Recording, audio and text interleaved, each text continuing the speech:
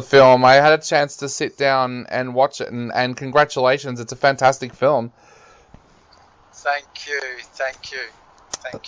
So I was wondering if you could start off by telling us a little bit about where the idea came about for you in the first place for this film. Yep. Okay, so it sort of matured out of two places. The first one, funnily enough, was I was working on a documentary with a priest who, funnily enough, kind of looked like Gandalf, in Chiang Mai, who was smuggling Karen State refugees from Myanmar over the border. And a close friend of mine, he was an ex-military guy, him and I were actually got to the point where we were going to go on one of these jungle runs with this priest, just to see exactly like what was going on and film it. Sadly, the documentary was never finished because that priest was murdered. So it never happened. I had just had all the notes and a little bit of footage, etc. So on top of that, I also had a story that I developed with a friend about events and stuff which had happened in Iraq, and it was quite tragic. It really showed the struggles of this particular guy just trying to fit back into civilian life. Like he'd be saying things like, "I can shoot tanks and jump out of helicopters, but I can't get a job as a labourer. Like, what's going on?" And he had a lot of trouble with his family, etc. And but would sort of put together a story. And I'd looked at. I suppose I kept hearing these stories. I also helped on a script, another documentary about child soldiers in Sierra Leone, which were just horrific, just horrifying stories about children that were, being abused and put into sex trafficking and drugs and stuff. And yeah, it is. I made a short film called. Yep, go. Yeah, no, go ahead. It dropped out for a minute, but yeah, go ahead. Yep.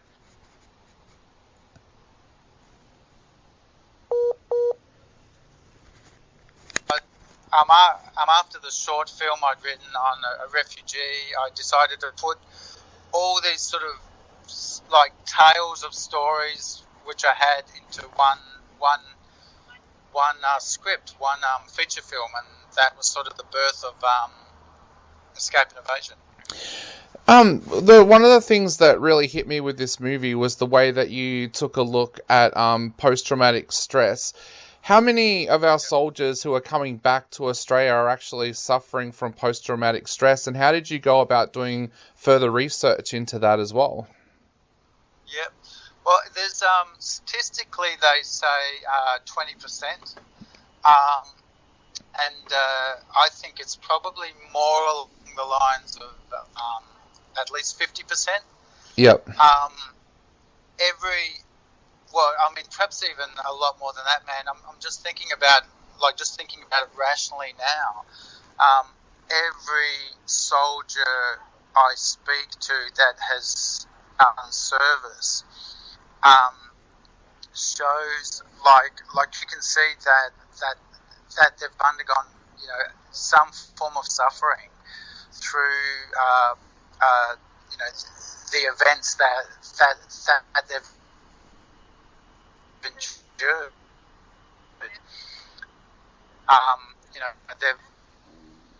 There's always been some form of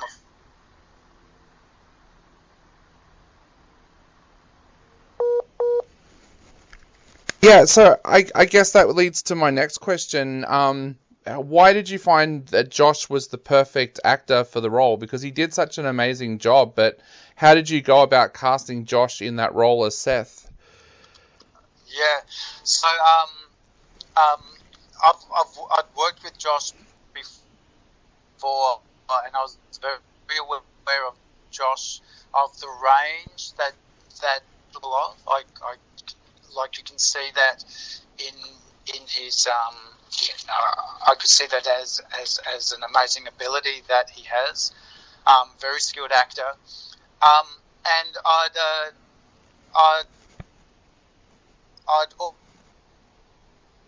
audition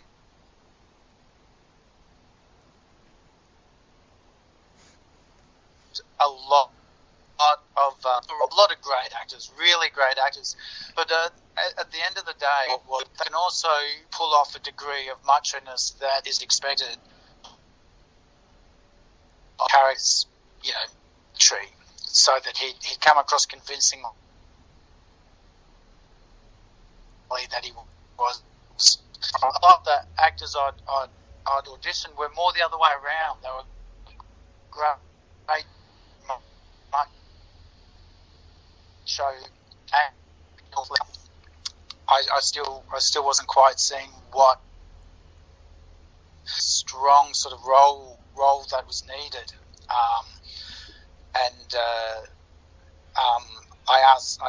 I approached Josh personally and asked him to throw me a tape, and I knew straight away he's going to be brilliant. He's going to be absolutely brilliant, and so he was. He was very powerful. Yeah. There were some harrowing scenes there, especially between Josh and Hugh as well. How difficult were those for you as a director to actually direct? Because they looked pretty harrowing on the screen. Yeah.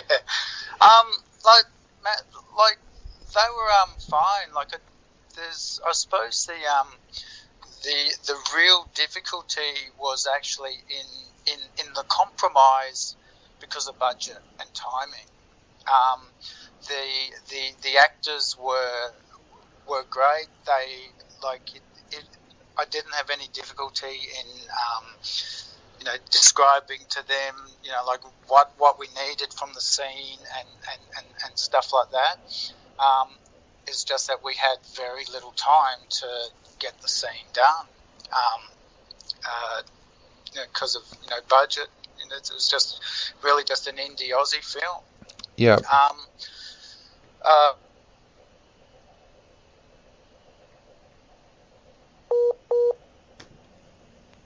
Dark scenes is not that difficult when it comes to communication. I guess it's I put it down.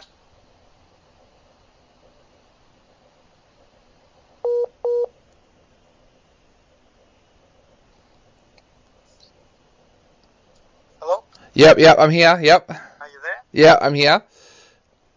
Yep, great. Did you get that last bit? I did. I got it. Yep.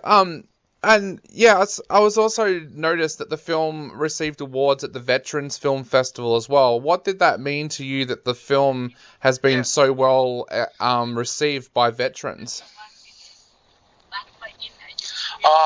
It meant a lot because that's, straight up, hands down, 100%. Wanting the film to, I knew the soldier would be the toughest critic, absolutely toughest critic. It's I know a lot of soldiers, and like that. I've heard guys say, I walked out of Black Hawk Down because the Eric Bana was wearing the wrong bollets for that year. Like, there's such tough critics, let alone how you hold your elbow or how you look over the barrel. But so to hear that film won those awards, I was so honoured, so chuffed. Yeah.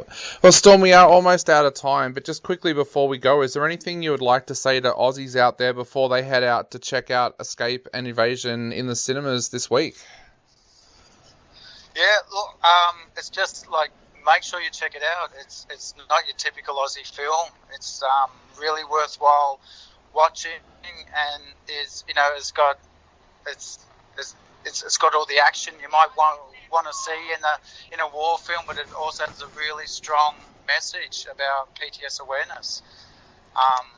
Yeah, so they should just check it out. Definitely. Well, mate, thank you. Definitely worth watching. Yeah, definitely. Well, mate, thank you so much for chatting to us today. It's been an absolute pleasure. Yeah, great, man. Thank you. Thanks for the call. I appreciate it. Not a problem, mate. You have a great day, and hopefully we talk again in the future. Yeah, looking forward to it. Okay. Thank you. See ya. Bye.